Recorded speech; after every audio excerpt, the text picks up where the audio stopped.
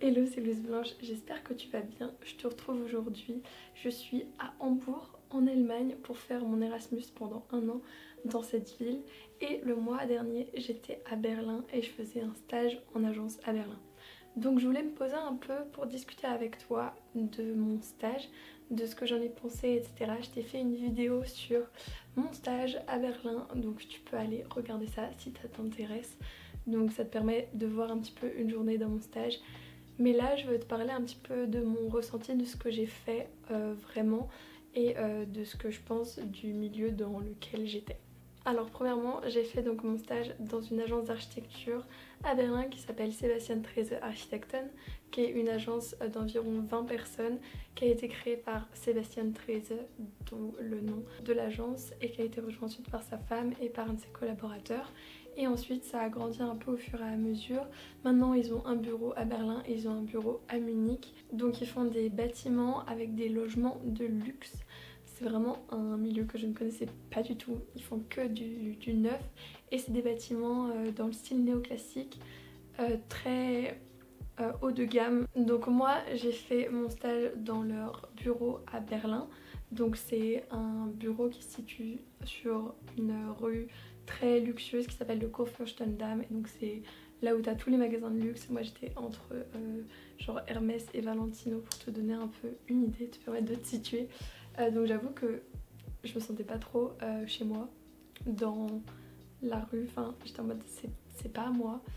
Mais je me suis un peu adaptée et par contre dans l'agence tout le monde était hyper gentil et tout, enfin c'était pas du tout luxueux prout entre guillemets tu vois.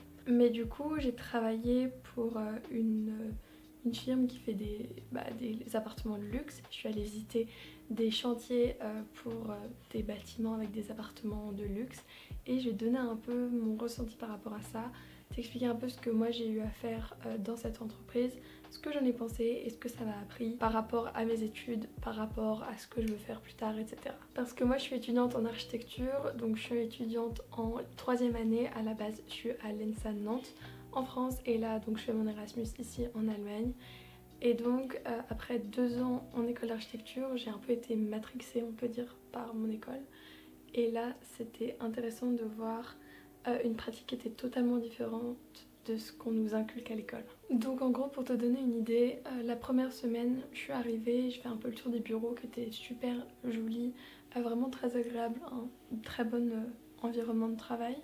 Et, euh, et donc la tâche que j'ai eu à faire c'était de refaire des plans pour qu'ils soient jolis, pour qu'ensuite ils soient publiés dans un livre. Et donc je suis arrivée et j'ai fait donc de l'ordinateur pendant genre 8 heures par jour parce que c'est ça que tu dois faire et c'est ça que eux ils font. Je me suis rendu compte à quel point le métier que, en tout cas que eux ils font dans cette agence, c'est juste en très grande partie être assis devant son ordi, être un peu au téléphone avec des gens, avec des fournisseurs, avec des clients et ensuite faire les dessins sur son ordinateur, que ça soit donc les plans, les détails, enfin vraiment ils font tout depuis le bureau et c'est vraiment en mode travail de bureau entre guillemets de base.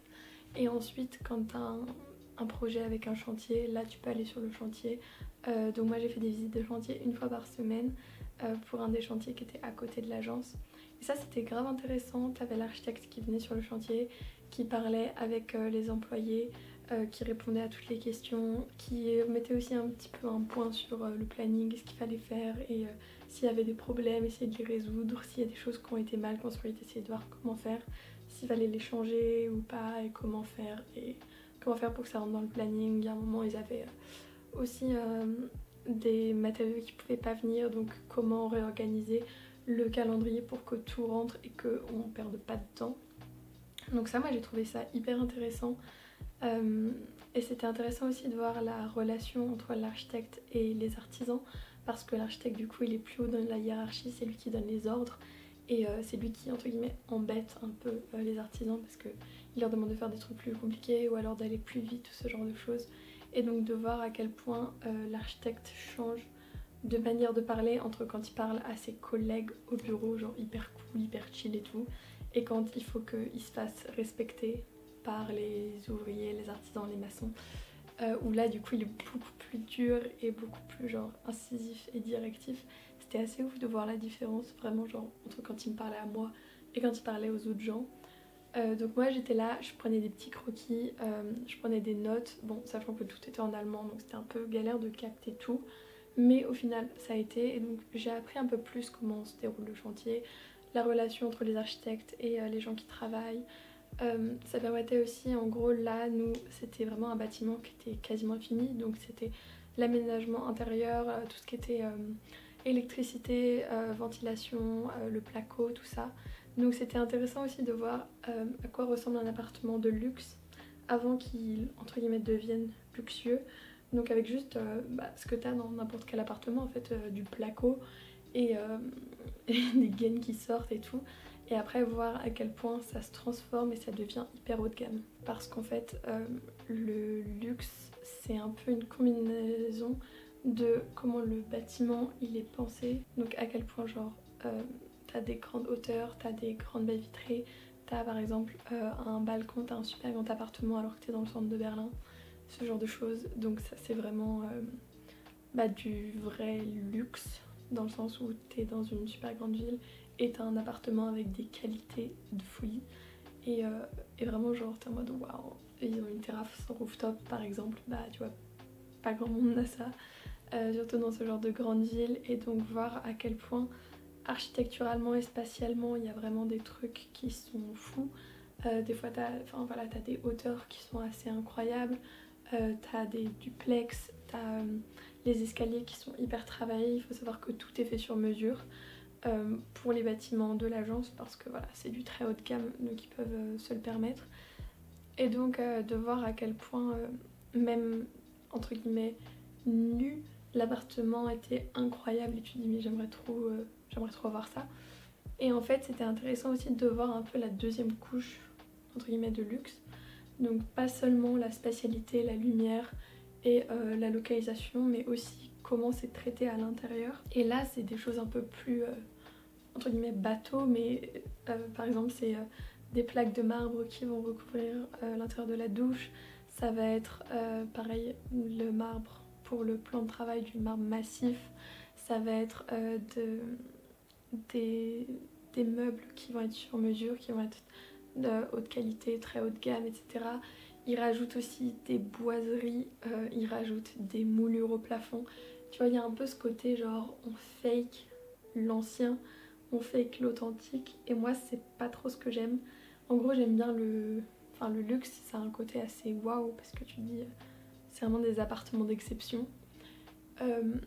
Mais j'aime pas trop la touche un peu bling bling que tu peux avoir et pas forcément nécessaire de juste rajouter du marbre pour rajouter du marbre plus cher ou moins cher et ça fait que ton appartement il est plus cher ou moins cher.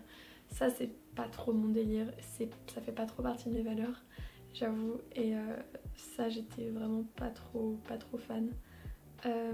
Ça rend bien hein, mais des fois c'est un peu too much, tu vois, c'est un peu à l'américaine. Et j'aime bien quand c'est un peu plus neutre, un peu plus nu et pas forcément besoin de montrer la richesse de cette manière-là, je dirais. La richesse spatiale pour moi c'est un peu plus important que exactement quel type de marbre tu mets sur tes murs quoi. Mais bon, ça dépend aussi du goût du client et en l'occurrence vu l'endroit c'est le genre de personne qui aime bien aussi montrer de manière plus prononcée par des matières luxueuses etc. Ou des marques que y a de l'argent quoi. Et ça correspond pas à mes valeurs. Et du coup c'est des bâtiments qui sont construits en béton, entièrement genre full structure béton armé et tout, et ensuite l'extérieur il est recouvert de pierre ou alors de briques et qui donne un style, enfin un look un peu plus traditionnel, et c'est de l'architecture néoclassique donc t'as une composition très classique, très ordonnée, très symétrique, très élégante, mais j'avoue que c'est pas ce que je préfère au final parce qu'en fait, perso je trouve que c'est tellement intéressant l'architecture ancienne, mais quand elle est réelle, mais créer du neuf sur le modèle de l'architecture ancienne et dire bah voilà tout le confort, tout le confort moderne dans l'élégance de l'architecture ancienne. C'est pas mon délire. Pour moi, genre si tu mets un mur, enfin si t'as un mur en pierre, c'est que c'est de la pierre derrière, c'est pas du béton avec une fine couche de pierre. Et ça, moi, ça m'a dérangé de ouf. Et je pense que ça vient aussi de mon héritage et du fait d'être française, tu vois. Par exemple, je parle avec un Américain et pour lui c'est aucun problème parce que là-bas c'est totalement normal. Mais pour nous, enfin par exemple à Paris, quand tu vois un mur en pierre, genre c'est des pierres, c'est pas du béton derrière, tu vois. Et donc ça, moi, ça m'a un peu dérangée, surtout quand tu connais l'impact genre du béton sur l'environnement et puis c'est même pas genre si, enfin thermiquement pour les murs et tout, c'est pas ouf. Donc moi ça m'a vraiment dérangée. Et j'aime pas le fait de, entre guillemets, genre mentir sur la marchandise en mettant des briques ensuite par-dessus et être là en mode bah c'est un bâtiment en briques alors que non, c'est un bâtiment en béton. Et je trouve ça un peu dommage, mais eux, leur thèse c'est que en gros, ils sont un peu contre l'architecture durable, genre en bois, etc. Parce que en fait, c'est pas si durable vu que ça dure pas dans le temps. Genre, en fait, pour eux, comme maintenant il y a plein de bâtiments qui sont démolis moins de 100 ans avant, enfin moins de 100 ans après leur construction, en fait, t'as beau avoir construit de manière verte, bah, si ton bâtiment il dure pas longtemps, en fait, c'est pas durable. Et donc, je pars du principe que vaut mieux construire solide et construire donc en l'occurrence en béton et que le bâtiment il dure peut-être 150 ans et donc là ce sera durable plus qu'un bâtiment en bois qui sera déconstruit au bout de 30 ans. Et pour éviter que ça soit démoli, parce que c'est vraiment un gros enjeu qui se passe actuellement, il part du principe que si tu t'intègres dans le paysage, tu reprends les codes qui sont acceptés par tout le monde, qui sont appréciés par tout le monde, que tu fais une architecture qui est belle, et bah du coup ça risque moins d'être démoli. Et c'est pas faux parce que quand tu vois genre les bars HLM et tout, il y en a plein qui sont démolis parce que c'est moche et parce que les gens trouvent que c'est moche. Et faut se dire que si c'était beau, peut-être que ce serait pas démoli et l'impact carbone genre d'un immeuble qui est démoli mais c'est immense. Et donc c'est comme ça que eux ils font l'architecture durable, c'est genre durable qui dure dans le temps. Et peut-être que la construction elle est pas durable, mais si ça dure peut-être 200 ans, bah c'est plus durable qu'un truc durable mais qui dure pas dans le temps. Je sais pas si c'est clair, mais en tout cas c'est ça l'idée. Et en vrai je comprends et je trouve ça chouette et c'est ce que j'avais vu déjà pendant mon stage quand j'avais fait de la taille de pierre dans un château fort. Je te mets le lien dans le petit i là où je t'avais expliqué mon stage. Mais en gros on construisait durablement dans le sens où on construisait pour que ça dure des centaines d'années, tu vois. Et qu'on savait que ça serait sûrement pas déconstruit. Et donc bah ça vaut le coup en fait, tu peux mettre de la pierre massive parce que c'est-à-dire le château fort il est là depuis 1000 ans, bah ça c'était de la construction durable et c'était des pierres et c'était du mortier à la chaux et ça a duré 1000 ans. Et là moi ce qui me dérangeait dans l'agence où j'ai fait mon stage c'est que c'était la même idée d'architecture durable mais avec du béton. Et le béton genre c'est pas, enfin ça dure pas 1000 ans non plus. Du coup je suis un peu perturbée quoi. Et puis ça m'a fait un peu réfléchir à ce que je voulais moi. Déjà je sais même pas, enfin je sais pas à quel point, enfin je sais pas ce que je veux faire en fait, vraiment. Parce que être architecte c'est tellement vaste, tu te rends compte quand tu rentres en études d'architecture. Genre moi je savais que je voulais faire des études d'architecture. Mais derrière, enfin qu'est-ce que je veux faire, je sais pas. Et déjà je me suis rendu compte que c'était pas ça que je voulais faire. Bon point. Mais je sais toujours pas ce que je veux faire du coup. Voilà. Mais en tout cas, rester, faire juste des horaires de bureau et du travail en bureau, ça me plaît pas. C'est pas ce que j'ai envie de faire. J'aimerais bien être un peu plus active, un peu plus de relations avec les autres ou les gens avec qui je travaille. J'aimerais bien. En fait, là, le truc, c'est que ça suivait pas trop mes valeurs. Je te dis, genre l'architecture de luxe comme ça, où c'est pas durable. Moi, j'ai cette fibre environnementale, je l'ai. Et ça me. Enfin, il y a des trucs qui me plaisaient pas, mais genre fondamentalement parlant. Et tu te rends compte que t'es obligé de travailler en accord avec tes valeurs en fait si tu veux pouvoir être un peu heureux ou épanoui dans ton travail. Donc ça, c'est un grand truc. Et donc ouais, je sais pas trop ce que je veux faire. Le luxe, c'est pas mon délire. j'ai rien contre le haut de gamme ou ce genre de choses, mais faut que les personnes en face de moi ils partagent les mêmes valeurs et je peux pas mettre autant d'argent dans du carrelage fancy alors que je pourrais le mettre dans faire que ça soit, enfin que énergétiquement ça soit bien plus intéressant, tu vois. Donc je pense que c'est juste une histoire de priorité, de valeur et trouver en fait bah, genre les clients qui te correspondent aussi quoi. Ouais, je sais pas trop quoi penser des immeubles en ville et tout. Je trouve ça toujours un peu chiant. Donc bon. J'aimerais bien faire de la rénovation je pense en fait. Parce que là je me suis rendu compte, tu vois, faire du neuf qui a une tête de vieux, ça me saoule. Genre faire un bâtiment neuf en style néoclassique, je trouve ça un peu nul quoi. Par contre je trouve que faire du vieux avec une tête de neuf, donc genre réhabiliter un bâtiment, rénover un bâtiment et ensuite genre un vieux bâtiment et lui donner une tête de neuf ou en tout cas le moderniser, ça je trouve ça incroyable. Donc je commence à réfléchir à faire un peu plus, enfin à me diriger vers de la rénovation.